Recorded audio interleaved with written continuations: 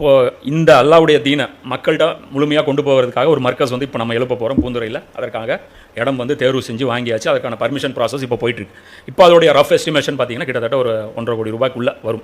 அப்போ 3 ஃப்ளோர் கட்டும்போது அது முன்ன பின்ன 1000 அப்படி மீதி பணம் ஃபண்டு அதிகமாக இருந்தால் கூட அந்த ஃபண்டு வந்து வேறு வகையில் நம்ம வந்து நல்ல விதத்தில் நம்ம வந்து செலவு பண்ணக்கூடிய அந்த வாய்ப்புகள் இருக்குது. வேறு பகுதிகளில் கூட நமக்கு இயங்கக்கூடிய மக்கள் இருக்காங்க, அங்கே கொடுத்து நம்ம இது பண்ணலாம். இப்போ அதற்கான ஃபண்டு வந்து பார்த்திங்கன்னா இந்த ரம்ஜான் மாதத்தில் எல்லோரும் ஜக்காத் ஒதுக்குவீங்க. இப்போ அந்த ஜக்காத்துடைய பணத்தை வந்து இன்ஷா அல்லாஹ் இந்த பணிக்காக கொடுங்க. இதில் ஜக்காத் வந்து இதுக்கு பயன்படுத்தலாமான்னா இதுதான் ஃபஸ்ட்டு ப்ரையாரிட்டியில் வரும். அல்லாவுடைய பாதையில் இதுதான் வந்து முதல் ப்ரையாரிட்டியில் வரும். பள்ளிவாசல் கட்டுறதுக்கு ஜக்காத் தரக்கூடாது அப்படிங்கிற ஒரு புரிதல் இருக்குது. அது வந்து நம்ம கட்ட போகிறது பள்ளிவாசல் கிடையாது. நம்ம கட்ட போகிறது என்னது 3-in-1 4-in-1 வச்சிங்களேன். அது தாவா சென்டராகவும் இயங்கும், அது வந்து ஒரு கம்யூனிட்டி ஹாலாகவும் இயங்கும், அது ஒரு பள்ளிவாசலாகவும் இயங்கும், அது ஒரு லைப்ரரியாகவும் இயங்கும், அது ஒரு மதரசாவாகவும் இயங்கும். அது வந்து எல்லாமே முடிஞ்ச வரை நம்மளால் முடிஞ்சது நம்ம யார் யாரை இணைச்சி நம்மளால் செயல்பட முடியும். ஏன்னா நான் ஒரு ஆளே செயல்பட போகிறதில்ல. நான் ஒரு ஆள் செயல்படுறதுக்கு இந்த யூடியூப் சேனல் போதுமானது. இன்னும் இதை பரவலாக்கணும், இன்னும் நிறைய பேருடைய பங்களிப்பை வந்து நம்ம வந்து இதில் கொடுக்க வைக்கணும், இதை வந்து இன்னும் பெருசு பண்ணணும் அப்படிங்கிறதுக்காக இதை பண்ணியிருக்கோம். அப்போ அதற்கான உதவிகளை இன்ஷா அல்லாஹ் உங்களால் முடிஞ்சதை அந்த அளவுக்கு செய்யுங்க. அதை நாங்கள் நேர்மையான முறையில் எதுக்கு அது வந்து அல்லாவுடைய பாதைக்காக மட்டுமே செலவு செய்வோம் அப்படிங்கிறத அந்த உறுதியும் நம்ம கொடுக்குறோம். இல்லை கீழே இருக்கக்கூடிய இந்த ஸ்க்ரீனில் இருக்கக்கூடிய அக்கௌண்ட்டுக்கு அனுப்புங்க. நிறைய பேர் பார்த்தீங்கன்னா இந்த கூகுள் பேல அனுப்ப முடியலங்கிறாங்க. கூகுள் பே பார்த்தீங்கன்னா இந்த மாதிரி ட்ரஸ்ட் அக்கௌண்ட்டுங்களுக்கு வந்து கொடுக்குறதில்ல. ட்ரஸ்ட் அக்கௌண்ட்டில் வந்து பார்த்தீங்கன்னா கூகுள் பே வந்து ஆப்ஷன் இருக்கிறதில்ல. ஆனால் யூபிஐ ஐடி, அப்போ அந்த ஃபோன் நம்பர் போடுற இடத்துல இதில் இருக்கக்கூடிய அந்த யூபிஐ ஐடின்னு இருக்கும் பாருங்கள். அந்த யூபிஐ ஐடி போட்டிங்கன்னா அப்படியே அது உட்காந்துக்கும். இப்போ நீங்கள் நான் ஃபோன் நம்பர் டைப் பண்ணுறதுக்கு பதிலாக அந்த யூபிஐ ஐடி நம்மளுக்கு பார்த்தீங்கன்னா அக்கௌண்ட் நம்பர் அப்படியே இருக்கும். அது அக்கௌண்ட் நம்பர் அப்படியே இருக்கிறதுனால அதை அப்படியே டைப் பண்ணிங்கன்னா அந்த இடத்துல அப்படியே ஃபிட் ஆயிடும். அது போய் அக்கௌண்ட்டில் போய் சேர்ந்துடும். அதனால் எளிதாக அந்த இதில் ட்ரான்ஸ்ஃபர் பண்ணிக்கலாம். அப்படி இல்லைனா கூட ஸ்கேனர் மூலமாக ஒரு தடவை ஆட் பண்ணிட்டீங்கன்னா அதுக்கப்புறம் நீங்கள் மாதம் ஒரு அமௌண்ட் சின்னதாக கொடுத்தீங்கன்னா கூட அது தொடர்ச்சியாக வந்து என்ன ஆயிரும், அதில் ஆட் ஆகிட்டே வரும். ஸோ அது மாதிரி ஒவ்வொருத்தரும் அவங்களுடைய பங்களிப்பை கொடுங்க. 267வது வசனம். நம்பிக்கையாளர்களே, தர்மம் செய்ய கருதினால் நீங்கள் சம்பாதித்தவைகளிலிருந்தும் நாம் உங்களுக்கு பூமியிலிருந்து வெளியாக்கிய தானியம் கனிவர்க்கம் ஆகியவைகளிலிருந்தும் நல்லவைகளையே தர்மமாக செலவு செய்யுங்கள். அவைகளில் கெட்டவைகளை கொடுக்க விரும்பாதீர்கள். ஏனென்றால் கெட்டுப்போன பொருட்களை உங்களுக்கு ஒருவர் கொடுத்தால் அவைகளை நீங்கள் வெறுப்புடன் கண்மூடியவர்களாக அன்றி வாங்கிக் கொள்ள மாட்டீர்கள். ஆகவே நீங்கள் விரும்பாத பொருள்களை பிறருக்கு தர்மமாக கொடுக்காதீர்கள். நிச்சயமாக அல்லாஹ் தேவையற்றவன் மிக்க புகழுடையவன் என்பதையும் நீங்கள் உறுதியாக அறிந்து கொள்ளுங்கள். இந்த பொருளாதாரம் சம்மந்தப்பட்ட சப்ஜெக்ட் இப்போ அல்லாஹ் பேசிகிட்டு இருக்கான். பொருளாதாரத்தில் நிறைய விஷயங்கள் இருக்குது. ஒன்று, பொருளாதாரத்தை எப்படி நிர்வாகம் பண்ணணும் அப்படிங்கிறது ஒன்று. பொருளாதாரத்தை ஒரு மனிதன் எப்படி பார்க்கணும், பொருளாதாரத்தை நம்முடைய கடவுளை ஆக்கிறது. பொருளாதாரம் நமக்கு கீழே தான் இருக்கணும். நாம் யூஸ் பண்ணுற ஒரு பொருளாக தான் இருக்கணும். இந்த பொருளாதாரத்துக்கு நாம் அடிமையாக இருக்கக்கூடாது. ரசூலுல்லாஹ் சொல்கிறாங்கல்ல, தீனாருடைய அடிமை நாசமாக போனால், திர்ஹமுடைய அடிமை நாசமாக போனால். அதாவது 24 மணி நேரம் பொருளாதாரத்துக்காகவே மைண்ட் செட் பண்ணி அது பின்னாடியே ஓடுறது. வேலை செஞ்சுட்டே இருப்பான். இன்னைக்கு கடை திறந்தா இன்றைக்கி ஒரு காசு, நாளைக்கு கடை திறந்தா காசு. ஃபேமிலியோட டைம் ஸ்பெண்ட் பண்ணுறதுக்கு ஒரு டைம் இருக்காது. கேட்டால் ஃபேமிலிக்காக உழைக்கிறோம்பா, ஆனால் ஃபேமிலிக்காக உழைக்கிறதில்ல. அது ஒரு வியாதி ஆயிடுச்சு, பணம் சம்பாதிக்கிறது. ஃபேமிலிக்கு வந்து பணம் கொடுத்துட்டு இப்போ நல்ல ஒரு பெருநாள் இது அந்த மாதிரி டைமில் ஃபேமிலியோட ஸ்பெண்ட் பண்ண மாட்டான். ஒரு லீவ் நாளில் கூட வீட்டில் இருக்க மாட்டான். அந்த டைம்லேயும் போய் ஃபேமிலிக்காக உழைக்கிறேன் அப்படிமா. அது ஆக்சுவலாக அவனுக்கு வந்து ஒரு மனவியாதி. அது பணம் தான் மகிழ்ச்சியை தருது அப்படிங்கிற ஒரு விஷயத்தை அவங்க வந்து பிளான் பண்ணிக்கிறாங்க. பணம் தேவை தான், ஆனால் பணத்துடைய தராதரம்னு ஒன்று இருக்குது. அது எந்த இடத்துல வைக்கணுமோ அந்த இடத்துல வைக்கணும். ஸோ அதுக்காக குர்ஆன் வந்து டியூனிங் பண்ணிகிட்டே வருது. இப்போ இது தொடர்ச்சி அந்த ஒரு 10-20 வசனம் பார்த்தோம்னா இந்த பணத்தை பற்றி, பொருளாதாரம் வந்து எப்படி வந்து ஒரு மனுஷன் எடுக்கணும், பொருளாதாரம்னா என்ன, அது ஏன் எல்லாம் சிலர் கூட்டி கொடுக்குறான், கம்மியாக கொடுக்குறான், இதெல்லாம் சப்ஜெக்ட் இதில் எல்லாம் விளக்கிறான். முதல்ல போன நேற்று கூட பொருளாதாரத்தை பற்றி நிறைய விஷயங்கள் இது சம்பந்தமாக தான் பார்த்தோம். இன்னும் சில விஷயங்கள் எல்லாம் அதில் கொண்டு வரான். இப்போ இதில் என்ன சொல்கிறான், தர்மம் செய்வ நீங்கள் கருதினால், மூமின்களை பார்த்து சொல்கிறான் நம்பிக்கையாளர்களேன்னு. எப்பயுமே இந்த நம்பிக்கையாளர்களேன்னு குர்ஆனில் வர்ற வசனங்கள் வந்து கண்டிப்பாக நமக்கு வந்து கிளாஸ் எடுக்கிறான்னு அல்லாஹ் நடத்தும். அதனால் இப்னு அப்பாஸ் சொல்லுவாங்க, குர்ஆனில் வந்து எங்கெல்லாம் யா யுஹல் லஸீனா ஆமனு அப்படிங்கிற அந்த வார்த்தையோட அந்த ஆயத்து தொடங்குச்சு அப்படின்னா கவனமாக கேளுங்க. கண்டிப்பாக அல்லாஹ் நமக்கு மிகப்பெரிய ஒரு அட்வைஸ் அதில் சொல்லுவாங்க. எல்லா ஆயத்துலையும் அட்வைஸ் இருக்காது. சில ஆயத்தில் வந்து வரலாறு இருக்கும், சில ஆயத்தில் ஏதோ ஒரு டீட்டெயில் தகவல் இருக்கும். புரியுதா? இது வந்து முழுக்க யா யுஹல் லஸீனா ஆமனுன்னு நல்லா கூப்பிட்டானா நம்மளை கூப்பிட்றேன்னு அர்த்தம். ஆனால் நீ எங்கேயோ இருக்கிற டே முகமது, இங்கே முகமது அப்படின்னா அதுக்கப்புறம் ஏதோ ஒன்று சொல்ல போகிறேன்னு அர்த்தம், இல்லைன்னா கூப்பிட மாட்டேன். அப்போ முக்கியமான விஷயம் சொல்ல போகிறேன்னு அர்த்தம். இப்போ அது மாதிரி யா யுஹல் லஸீனா வசனம் இது. அப்போ அல்லாஹ் சொல்கிறான், நம்பிக்கையாளர்களே, நீங்கள் சம்பாதித்தவைகளிலிருந்து நாம் உங்களுக்கு பூமியில் வெளியாக்கிய கனிவர்க்கம் தானியம் ஆகியவற்றில் நல்லவைகளையே தர்மமாக செய்யுங்கள். இப்போ ஒரு பொருள் நீங்கள் வந்து தர்மமாக கொடுக்குறீங்க, அல்லது அல்லாஹ்வுடைய பாதையில் கொடுக்குறீங்க, அல்லது ஜக்காத்து கொடுக்குறீங்க, அல்லது ஒரு ஏழைக்கு வந்து உதவி செய்கிறீங்க, ஏதோ ஒன்று. முதல்ல அந்த பொருளுடைய குவாலிட்டி எப்படி இருக்கணும், ஃபஸ்ட்டு குவாலிட்டியாக இருக்கணும். அது வந்து ஒஸ்ட்டு குவாலிட்டியாக இருக்கக்கூடாது. இப்போ இருக்கிறதுலே பார்க்கறது கலிசடையாக என்ன இருக்கும் அது நம்மளே தூக்கி போட வேண்டியது. இந்த கலிச்சல் வந்து தர்மம் பண்ணக்கூடாது. பழைய சோறு, நேற்று செஞ்ச பிரியாணி, புரியுதா? கேட்டால் என்னங்க நம்ம ஏழைகளுக்குன்னா நம்ம சாப்பாடு கொடுப்போங்க. டெய்லி வேலைக்காரி வந்தால் சாப்பாடு கொடுக்காம இருக்க மாட்டோம். அப்போ வேலைக்காரி முன்னாடி நீ என்ன சாப்பிட்றியோ அதுதான் அவங்களுக்கு கொடுக்கணும். வேலைக்காரிக்கு பழைய சாப்பாடு கொடுத்தோம்னா அது தர்மம் லிஸ்ட்லேயே வராது. அப்போ அல்லாஹ் தான் சொல்கிறோம், உனக்கு கொடுத்தா நீ என்ன வாங்குவியோ அதுதான் நீ வந்து கொடுக்கணுங்கிறான். உனக்கு ஒருத்தன் கொடுத்தா என்ன ஆகும்? இப்போ நீ ஒரு சொந்தக்காரன் வீட்டுக்கு போகிற, அவங்க கண்ணு முன்னாடி பிரியாணி சாப்பிட்றாங்க, உனக்கு பழைய சோறு கொடுத்து வாங்க அப்படின்னு சொல்லி ஒரு தட்டில் கொண்டாந்து வைக்கிறாங்க. இப்போ இந்த இடத்துல உங்கள் அம்மா வீட்டுக்கு நம்ம போகிறோம், பெண்கள் வந்து அவங்களுடைய அம்மா வீட்டுக்கு போகிறாங்க. உடனே என்ன பண்ணுவேன்? சாப்பாடு தட்டு பறக்கும். நான் என்ன பிச்சைக்காரியா? என் புருஷனை எப்படி வச்சிருக்காருன்னு தெரியுமா? நான் உங்கள் வீட்டில் வந்து இதுதான் சாப்பிடணுமா அப்படின்னு சொல்லிட்டு ஜம்பமாக எந்திரிச்சிட்டு வருவோம். ஆனால் அந்த வேலைக்கு அவங்க வந்து நமக்கு அடிமையாக இருக்கிறதுனால, அவங்க நம்ம கீழே இருக்கிறதுனால அவங்க மனசுக்குள்ளே நினைப்பாங்க, ஆனால் சொல்ல மாட்டாங்க. அது வந்து ஏதோ ஒரு கட்டத்தில் வெளிப்படும். ஆனால் அல்லாஹ் வந்து இது விரும்ப மாட்டான். அல்லாஹ் அதான் சொல்கிறான், நீங்கள் எதை வாங்குவீங்களோ அதை கொடுக்கணும். புரியுதா? ஒரு துணி கொடுக்குறோம்னாலும் அது கலர் போய் ஃபேட் ஆகி கிழிஞ்சிருந்துச்சுன்னா அந்த சட்டை கொடுக்குறதா மீனிங். சைஸ் சின்னதாச்சும் கொடுக்குறீங்க, அது போடுற குவாலிட்டியில் இருக்குது, அது கொடுக்கீங்கன்னா அல்ஹம்துலில்லாஹ். புரியுதா? அதே மாதிரி இந்த மாதிரியான பொருட்கள் நீங்கள் கொடுக்காதீங்க. கெட்டுப்போன பொருள் அல்லது நீங்களே விரும்பாத பொருள், கெட்டுப்போன பொருட்களை அவைகளை நீங்கள் கண்மூடியவர்களாக அன்றி வாங்க முடியும். கண்ணை மூடிட்டு தான் வாங்குவீங்க. அதாவது அதை கண்ணை திறந்து பார்த்தா அதை நீங்கள் வாங்க மாட்டீங்கிற நிலையில் இருக்கிற அந்த பொருளை நீங்கள் வாங்காதீங்க சொல்லிட்டு அல்லாஹ் சொல்கிறான், நிச்சயமாக அல்லாஹ் தேவையற்றம். நீங்கள் கொடுக்குறது என்ன சொல்கிறீங்க? அல்லாஹ்ட்ட தான் கொடுக்குறீங்க. ஆக்சுவலாக அந்த ஏழைக்கு வந்து நம்ம கொடுக்குறோம், ஆக்சுவலாக அது யாருக்கு கொடுக்குறோம்? அல்லாஹ்வுக்கு தான் போகுது அந்த உணவு. ஒரு மறுமை நாளில் வந்து ஒரு ஏழை அல்லாஹ் வருவோம். அல்லாஹ் வந்துட்டு சொர்க்கத்தை நம்ம முன்னாடி நின்றுட்டு கேட்போம், இந்த மாதிரி வந்து நான் பசிக்குதுன்னு வந்தேன், ஆனால் நீ சாப்பாடு எனக்கு கொடுக்கல அப்படிமா. நான் வந்து துணி கேட்டேன், எனக்கு ட்ரெஸ் இல்லாமல் நான் நிர்வாணமாக வந்தேன், ஆனால் நீ எனக்கு ட்ரெஸ் தரல. நான் நோய்வாய்ப்பட்டிருந்தேன், நீ வந்து என்னை கண்டுக்கவே இல்லை அப்படிமா. அவன் மனுஷன் கேட்பான், என்னல்ல சொல்கிறேன், நீ உனக்கு பசியே கிடையாது, நீ எப்போ என்கிட்ட சாப்பாடு கேட்ட அப்படின்னா அந்த அன்னைக்கு சொல்லுவான், இந்த மாதிரி ஜூலை 10ஆம் தேதி சாயந்தரம் 5 மணிக்கு அந்த ரோட்டில் அந்த ஓரத்தில் அந்த வீட்டுக்கு முன்னாடி ஒருத்தன் வந்து கேட்டான்ல உனக்கு பசிக்குதுன்ட்டு, அது யாருன்னு நினச்சேன், நான் தான் அது அப்படின்னு சொல்லிட்டு அல்ல சொல்லுவோம். அதே மாதிரி துணி கேட்பான்ல, அன்றைக்கி வந்து குளிரில் வந்து நான் வந்து கம்பளி கேட்டேன், அது யாருன்னு நினச்சேன், நான் தான் அப்படின்னு. அதே மாதிரி உனக்கு தகவல் சொன்னாங்கல்ல, இந்த மாதிரி வந்து நோய் உடம்பு சரியில்லாமல் நான் இருக்கேன்ட்டு, அது யாருன்னு நினச்சேன், நான் தான் அப்படிமா. அப்போ இந்த 3 விஷயங்களும் இது வந்து அல்லாஹ்வுக்கு நம்ம செஞ்ச விஷயங்களான்னு எடுத்துக்குவோம். அப்போ அதுதான் அல்லாஹ் சொல்கிறான், நீங்கள் கொடுக்கறது எனக்கு கொடுக்குறீங்க, எனக்கு கொடுக்கும்போது எப்படி டீசெண்டாக நடந்துக்குவீங்களோ அந்த மாதிரி கொடுங்க, ஏன்னா ரிட்டர்ன் அப்படி தான் கிடைக்கும்.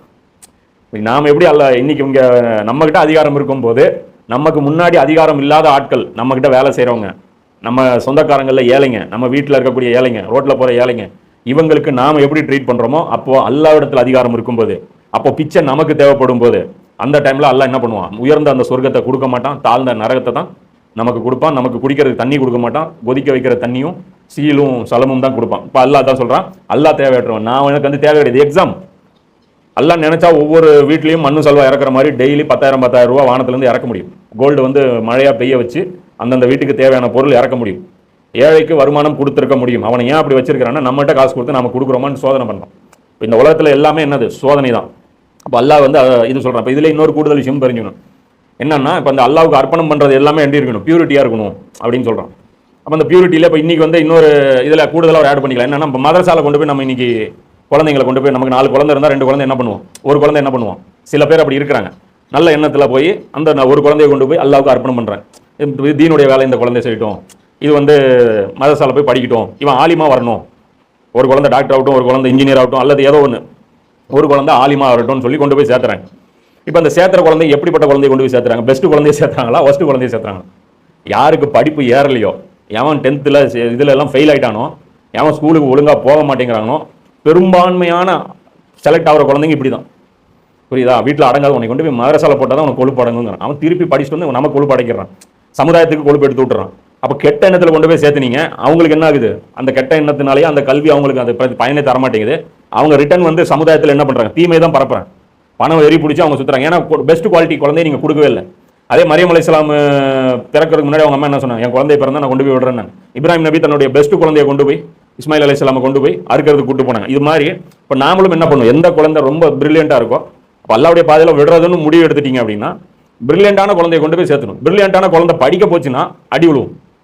மௌலானா இசாக் மதனின்ட்டு அவர் வந்து 1940s அந்த டைம்லேயே பயங்கரமான படிப்பாளி. அவங்க அந்த காலத்தில் வந்து அவர் 90 வயசு இப்போ தான் மௌத்தானார் 2013. அப்போ 2013 90 வயசுனா கணக்கு போட்டு 2023 1923 பிறந்திருக்காரு. அப்போ என்ன 1940களில் ஒரு மிகப்பெரிய காலேஜில் ஒரு டாப் டிகிரி, வெள்ளக்காரன் நடத்துகிற காலேஜில் அவர் ஒரு டாப் டிகிரி ஸ்கோர் பண்ணிக்கார். 10th +2 அந்த காலத்து அந்த பியூசி என்னது அதில் வந்து ஃபுல்லாக மார்க் ஸ்கோர் பண்ணிக்காரு.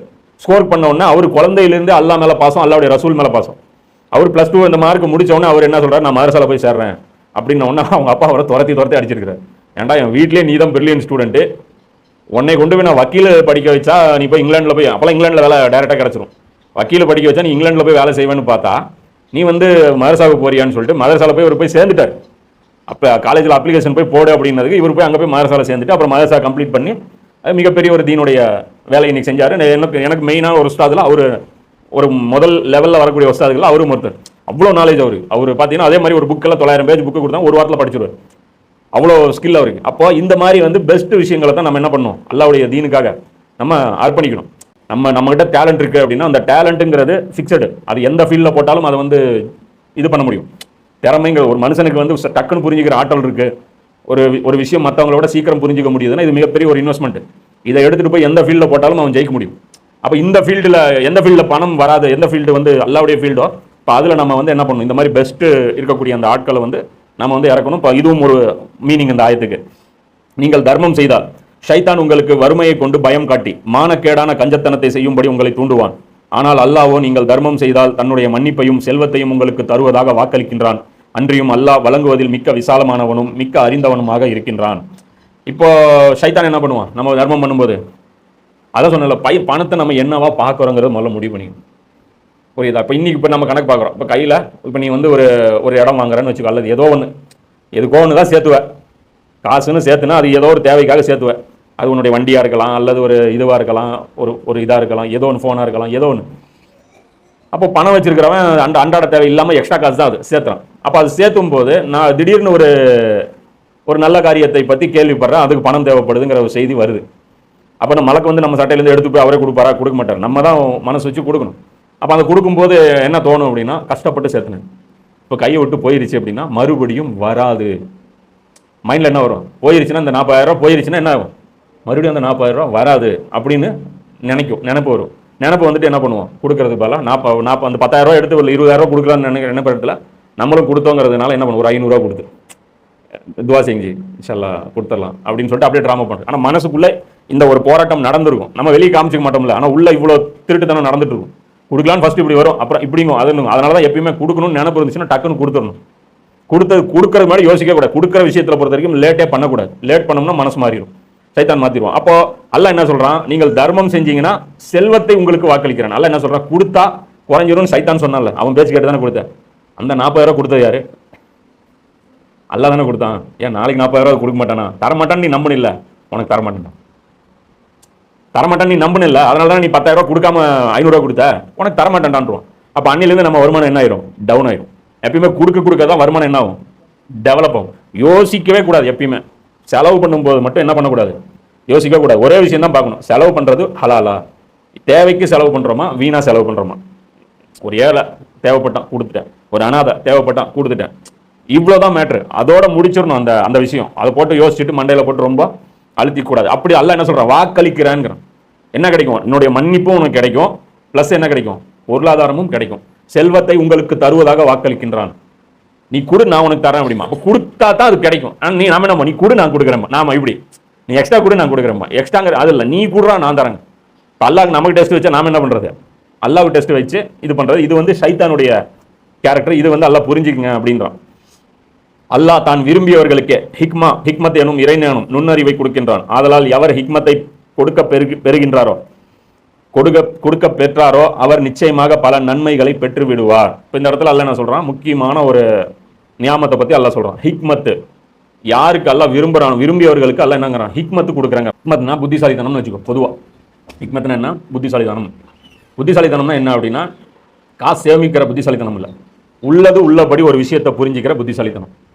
ஹிக்மத்துனா என்ன, குழப்பம் இல்லாமல் முடிவெடுக்கக்கூடிய அந்த குணம். தடுமாற்றம், ஊருக்கு மற்றவங்களாம் தடுமாறிட்டு இருப்பாங்க, அவனுக்கு தெரியும் இந்த இடத்துல எது பெஸ்ட்டு, எந்த இடத்துல காசு இறக்கணுங்கிற அறிவு கிளியராக இருக்கும். எல்லாரும் என்ன பண்ணிருப்பாங்க, இல்லை இந்த பக்கத்தில் ஒரு லேண்டு வந்துருச்சு, இந்த லேண்டு விட்டால் கிடைக்காது, அது இதும்பாங்க இந்த நேரத்தில். அப்போ அங்கே இந்த இடத்துல அல்லாஹ்வுடைய ரசூல் கேட்டுட்டு இருப்பாங்க. இது மாதிரி தான் சஹாபாக்கள் செலவு பண்ணாங்க. உஸ்மான் ரலியல்லாஹுடைய சிறப்பு என்ன, இந்த மாதிரி யோசிக்காம தன்னுடைய தேவையை விட தீனுடைய முக்கியத்துவத்திற்காக செலவு பண்ணவர். அதுவும் சாதாரணமாக இல்லை, பிரம்மாண்டமாக செலவு பண்ணவர். நபி ஸல்லல்லாஹு அலைஹி வஸல்லம் அவர்களே என்ன சொன்னாங்க, 3 தடவை அவர் சொர்க்கத்தை விலைக்கு வாங்கிட்டாருங்கிற அளவுக்கு அவருக்கு, அவர் ட்ரிபிள் சொர்க்கம்னு வச்சுக்கோ. அதாவது 3 தடவை அவர் 3 எக்ஸாம்பிள் அவர் பாஸ் ஆகிட்டார். நம்ம ஒன்னே தேரலையேன்னு தெரியல, அவர் 3 தடவை பாஸ் ஆகிட்டார், அல்லாட்ட பாஸ் மார்க் வாங்கிட்டார். கடைசியாக தபுக் போரில் 5000 பேருக்கு அவரே இன்சார்ஜ் எடுத்துக்கிறார். ஃபுட்டு எல்லாத்துக்குமே, அந்த ஒட்டகம் எல்லாத்துக்குமே 15000 பேருக்கு வந்து பாதி பேருக்கு அவரே செலவு எடுத்துக்கிறார் பொறுப்பு. எடுக்கும்போது அப்போ அவர் என்ன சொல்கிறார், ரசூல் என்ன சொல்கிறாங்க, இதுக்கப்புறம் நீங்கள் எப்படி வேணாலும் பூமியில் வாழ்ந்துக்குங்க, அல்லாஹ் உங்களை குற்றம் பிடிக்க மாட்டேன்றேன். அந்த அளவுக்கு அவருக்கு வந்து அல்லாஹ் மன்னிப்பு, இங்கேயே சொர்க்கம் உங்களுக்கு கன்ஃபார்ம் ஆயிருச்சு அப்படின்னு சொல்லிட்டு அல்லாஹ் சொல்லிட்டாங்க. அந்த அளவுக்கு அவங்க வந்து செலவு பண்ணும். இதெல்லாம் என்ன ஹிக்மத்? ஹிக்மத்னா என்னன்னா, வாழ்க்கையை உணர்ந்து ஒரு கால்குலேஷன் தான் நம்ம போடுறோம். நம்ம பணம் இருக்குது, அப்போ துனியாவுடைய வாழ்க்கையை என்னவா பார்க்குறீங்க? என்ன சொல்கிறாங்க, நீ போயிட்டீங்கன்னா கார் வாங்க முடியாது, அதனால் உன்னுடைய வாழ்க்கை கொஞ்சம் சிரமமாயிரும். ஆனால் நல்லா நீ சம்பாதிக்கணும் அப்படின்னு, நல்லா நீ வாழணும்னு என்ன பண்ணணும், கார் வாங்கணும். கார் வாங்கணும்னா வாங்கினா தான் நீ உன்னால் வந்து நினச்ச இடத்துக்கு நீ டூர் போக முடியும், நினச்ச இடத்துல நீ சுற்றி பார்க்க முடியும், இதெல்லாம் பண்ண முடியும், அனுபவிக்க முடியும். அப்போ உலகத்தில் வந்து உனக்கு நஷ்டம் ஏற்படுது இல்லை, அப்போ நீ செலவு பண்ணாத அப்படிமா. அப்போ நாம உண்மையிலே அறிவு இருக்கிறவன் என்ன பண்ணுவான்? இந்த உலக வாழ்க்கைங்கிறது, மனுஷ வாழ்க்கைங்கிறது இந்த உலக வாழ்க்கையோட முடிஞ்சிருதா? மனுஷ வாழ்க்கை எங்கேருந்து ஸ்டார்ட் ஆச்சு, எங்கே போகுது, அதில் இது ஒரு சின்ன பகுதி. அப்போ வாழ்க்கைக்கு சேமிக்கிறது அப்படின்னா இந்த ஒரு வாழ்க்கைக்கு ஷார்ட் டைமுக்கு மட்டும் சேமிக்கிறதா, அல்லது கடைசி வரைக்கும் இருக்கக்கூடிய அந்த வாழ்க்கைக்கு சேமிக்கிறதா? அப்போ அதை பற்றி நம்பிக்கையே இல்லாமல் இதுக்கு மட்டும் சேமிச்சானா அதுக்கு பேர் அவன் புத்திசாலித்தனமா? ஆனால் ஊரில் இன்னைக்கு நிலவரம் என்ன? புத்திசாலினா யாரு? இந்த துனியாவுக்காக வாழ்பவர்கள், இந்த துனியாவை மட்டுமே இலக்காக கொள்பவர்கள். அவங்க மனசில் என்ன இருக்கும்? படிப்பாங்க, அல்லாவுடைய தீனை பற்றி நாலேஜே இருக்காது, இந்த துனியாவுக்காக ஓடி ஓடி படிப்பாங்க, சம்பாதிப்பாங்க, அல்லாவுடைய தீனுக்காக எதையுமே நேரத்தை கொடுக்க மாட்டாங்க, முழு நேரமும் தங்களுடைய வருமானத்துக்கே கொடுப்பாங்க. செலவு பண்ணுவாங்க, அல்லாவுடைய தீனுக்காக எதுவுமே செலவு பண்ண மாட்டாங்க, முழுக்க முழுக்க தங்களுடைய இந்த துனியா ரிலேட்டடான விஷயங்கள்லேயே செலவு பண்ணுவாங்க. அப்போ அவங்களுடைய அனைத்தும் எதை சார்ந்ததாக இருக்கும்? துனியாவை சார்ந்ததாக இருக்கும். அப்போ துனியா முடிஞ்சிடும், உலகம் இவன் நினைச்சிட்டு இருக்கிறது என்ன, இவன் வாழ்க்கையை முடிஞ்சிடும் நினைப்பான. வாழ்க்கை முடியாது, வாழ்க்கை கண்டினியூ ஆகும்.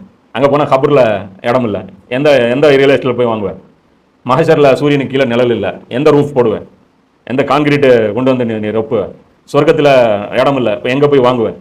அப்போ இதெல்லாம் கணக்கு போட்டு ஹிக்மத், இதெல்லாம் கணக்கு போட்டு இங்கே வாழ்றான் பார், அவன் தான் ஹிக்மத் இருக்கிறவன். அவனுக்கு காமன் சென்ஸ் தெரியும். அவங்கள பார்த்தா என்னவா தெரியும்? மற்றவனுக்கு முட்டாளாக தெரியும்.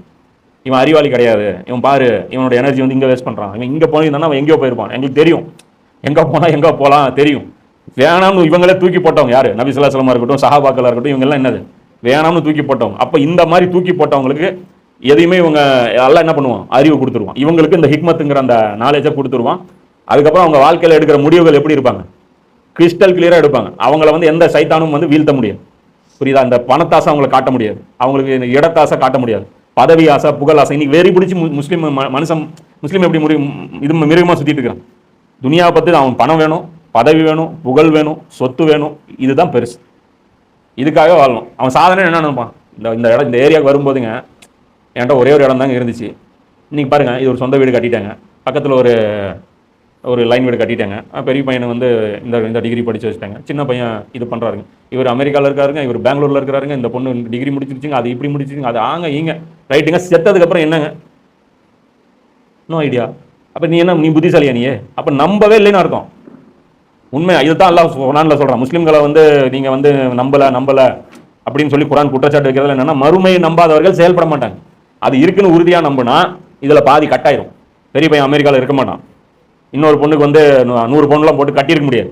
ஏன்னா அவங்க உழைப்பு அதில் செலவு பண்ணியிருந்தீங்கன்னா கட்ட முடியாது. 10 பவுனுக்கு வக்கு இல்லாமல் அப்படியே கிடக்கும். ஏன்னா அவங்க கவலையெல்லாம் என்ன இருக்கும்? மறுமையில் எப்படி ஜெயிக்கிறதான்னு இருக்கும். ஏன்னா அது ஒரு பெரிய சேலஞ்சுன்னு வச்சுக்கோ. துனியாவையும் மறுமையும் எப்படி பேலன்ஸ் பண்ணுறதுங்கிறது பெரிய சேலஞ்சு. சிலருக்கு மட்டும் வாய்ப்பு கிடைச்சிரும், ரெண்டுமே சூப்பராக பேலன்ஸ் பண்ணுற மாதிரி. சிலருக்கு வாய்ப்பு கிடைக்காது, அப்போது ஒன்றை மட்டுமே செலெக்ஷன் பண்ணுவாங்க. ஆனால் அந்த ஹிக்மத், இந்த மைண்டு மட்டும் கிளியாரிட்டி இருந்துருச்சுன்னா கவலைப்படவே மாட்டாங்க. ஏழையாக இருப்பாங்க, கவலைப்பட மாட்டாங்க. பதவி இருக்காது, கவலைப்பட மாட்டாங்க. டிகிரி இருக்காது, கவலைப்பட மாட்டாங்க. எவனும் போட்டு அவங்களை கன்ஃபியூஸ் பண்ணவே முடியாது. ஹிக்மத் இருந்துச்சுன்னா நமக்கு தெரியும் ஏன் நம்ம படிக்கலன்னு நமக்கு தெரியும், ஏன் நம்ம சம்பாதிக்கலன்னு நமக்கு தெரியும், நாம ஏன் முன்னேறலைங்கிறது நமக்கு தெரியும், அவங்க ஏன் முன்னேறலைங்கிறது அவங்களுக்கு அவங்க வேற மாதிரி நினச்சிட்டு நமக்கு வாய்ப்பு கிடைக்கல, நம்ம எஃபர்ட் போடல, இல்லை நமக்கு உழைக்க தெரியல அப்படின்னு நினச்சிட்டு இருப்பாங்க. அதெல்லாம் கிடையாது. இது வேணான்னு சொல்லி நாமளே தூக்கி போட்டு வச்சிருக்கோங்கிறது நமக்கு தெரியும். அப்போ அல்லாஹ் சொல்கிறான், ஆயினும் இந்த நுண்ணறிவு அறிவாளிகளை தவிர வேறு எவரும் உணர்வு பெற மாட்டார்கள் அப்படின்னு சொல்லிட்டு அல்லாஹ் சொல்கிறான். அப்போ அந்த அறிவை சரியாக பயன்படுத்துகிறவனுக்கு தான் இந்த ஹிக்மத்து என்னங்கிறது உணர முடியும். அதனால் வந்து வாழ்க்கையை உணர்ந்து அவங்க வாழ்வாங்க. புரியுதா? ஏதோ கிட்டத்தட்ட ஞானம் அப்படின்னு வச்சுக்கோ. ஹிக்மத்னா ஞானம், ஞானிகள் போன்ற அவங்க இருப்பாங்க. அவங்களுக்கு கிளாரிட்டி இருக்கும், தடுமாற்றம் இருக்காது. யாரும் அவங்களுடைய உள்ளத்தில் ஊசலாட்டத்தை ஏற்படுத்த முடியாது. இன்னைக்கு நம்ம இது பண்ணுவோம், ஐயோ படிச்சிருக்கலாமே, ஐயோ அது போயிருக்கலாமே, ஐயோ இதில் சேர்ந்துருக்கலாமே, அப்படி ஒரு குரூப்பில் சேர்ந்தாலும் ஐயோ அந்த குரூப்பில் சேர்ந்துருக்கலாமே, இல்லை நீங்கள் ஏன் இந்த குரூப்பில் சேரல, அதில் போயிருக்கலாமே, இதில் போய்ட்டு என்னங்க நீங்கள் இந்த நேரத்தை பார்த்து கம்ப்யூட்டரில் போய் பைத்தியம் பிடிக்க வச்சுருவாங்க நம்மளை. புரியுங்களா? அதே கிளாரிட்டி இருக்கிறவன் அப்படியா அப்படியா அப்படியா அப்படியா உங்களுக்கு பஸ்ஸுக்கு டைம் ஆகல, கிளம்புங்க, அவ்வளோதான். புரியுதுங்களா? என்னாச்சு? நீங்கள் இப்போ கடையில் வேலை கொடுத்தேன்னா என்ன நீங்கள் என்ன கொண்டு வந்தீங்க? சிலிண்டரா? ரைட்டு, உட்காருங்க. நீ வந்த வேலையை பாரு, நாங்கள் வந்த வேலை எதுன்னு எங்களுக்கு தெரியும், நாங்கள் இந்த உலகத்துக்கு ஏன் வந்தோன்னு தெரியும், எங்கே போகிறோன்னு எனக்கு தெரியும். இந்த விளக்கம் எங்களுக்கு வந்து நீங்கள் அட்வைஸ் பண்ணாதீங்க. அட்வைஸ் பண்ணுவாங்க, வேற வழி இல்லை. நம்ம என்ன பண்ணுவோம், உட்காந்து கேட்டே இருக்கணும். யார் பிழைக்க தெரியாதவர், யார் பிழைக்க தெரிஞ்சவர், அதெல்லாம் அல்லாஹ்விட போகும்போது அவங்கவுங்க சம்பாதிச்சதை அடையும் போது தெரியும். நன்மைக்காக உங்கள் பொருளில் இருந்து நீங்கள் என்ன செலவு செய்த போதிலும் அல்லது நீங்கள் என்ன நேர்ச்சை செய்த போதிலும் நிச்சயமாக அல்லாஹ் அதனை நன்கறிகின்றான். அன்றியும் நேர்ச்சை செய்த பின் அதை நிறைவேற்றாத அநியாயக்காரர்களுக்கு உதவி செய்பவர் ஒருவருமே இல்லை. இப்போ இதில் அல்லாஹ் என்ன சொல்கிறான், ஒரு விஷயத்தை நீங்கள் என்ன செலவு செஞ்சாலும் அல்லது நீங்கள் என்ன நேர்ச்சை செய்தாலும் நிச்சயமாக அல்லாஹ் அதனை நன்கு அறிகிறான். ஒரு நேர்ச்சைன்னா என்ன, நேர்ச்சைனா என்ன அப்படின்னா, இப்போ ஒரு தேவை நமக்கு வருது. இப்போ உதாரணத்துக்கு ஒரு டெலிவரி இல்லை, ஒரு குழந்தை தேவை, அல்லது ஏதோ ஒரு கல்யாணம் நடக்கணும், அல்லது ஏதோ ஒரு தேவை, இவன் ஸ்கூலில் 10th பாஸ் ஆகணும், ஏதோ ஒன்று. இப்போ ஒரு தேவை வரும்போது டக்குன்னு நம்ம என்ன சொல்கிறது, வாய் விட்டுறது அல்லாட்ட, நீ இது நடத்தி கொடுத்தீங்கன்னா நான் வந்து உனக்கு ஒரு ஆடை இருக்கிறேன் அப்படின்னு நேர்ச்சை பண்ணிடுறது. இப்போ அது முடிஞ்சிருச்சுன்னா, நீ கேட்ட காரியம் நடந்துருச்சுன்னா நீ என்ன பண்ணணும், அந்த ஆடு அறுக்கிறேன்னு சொன்னதை நீ செய்யணும். அப்போ அல்லாஹ் சொல்கிறான், நீ நேர்ச்சை செஞ்சுட்டீங்கன்னா அப்போ நம்ம என்ன நினைப்போம், நம்ம மனசுக்குள்ளே நினச்சி ரகசியமாக துவா கேட்டிருப்போம், எவனும் கேட்கல. இப்போ நடந்துருச்சு, ஏன்டா ஆடு அறுக்கலன்னு ஊரில் இருக்கிறவன் கேட்பான். ஆனால் அவன் நோட் பண்ணிட்டான்ல, டேய்மா நீ விட்டதானே வாயின்னு சொல்லிட்டு இல்லை, அது மனசுபூர்வமாக சொல்லிட்டு இல்லை. அப்போ அல்லாஹ் சொல்கிறான், அதனை அல்லாஹ் நன்கறிகிறான், எனக்கு தெரியும் நீ யார் திருடான்னு எனக்கு தெரியும். அப்போ அல்லாஹ் சொல்லி சொல்கிறான், அப்படி நிறைவேற்றாத அந்த அநியாயக்காரர்களுக்கு உதவி செய்பவர்கள் ஒருவரும் இல்லை. அப்படி சொல்லிட்டு என்கிட்ட மாற்றி செஞ்சீங்க அப்படின்னா உங்களுக்கு உதவி கிடைக்காதுங்கிறேன். இப்போ இதுலேயும் இன்னொரு விஷயம் புரிஞ்சுக்கணும்.